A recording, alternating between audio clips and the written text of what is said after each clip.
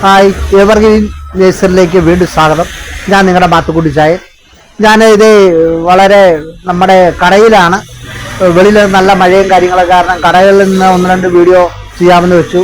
അതല്ല, നമുക്കൊരു കടയുണ്ട്, അതൊക്കെ ഇടയ്ക്ക് വന്ന് കാണണം. കടയൊക്കെ കാണിച്ചിട്ട് മോശം, ഇടയ്ക്ക് വരണം. ഇതുകൊണ്ട് ഞങ്ങളുടെ ഒരു തത്തമ്മയാണ് കടകളിൽ ഇരിക്കാട്ടേക്കുന്നതാണ്. വളരെ മനോഹരമായ തത്തമ്മ.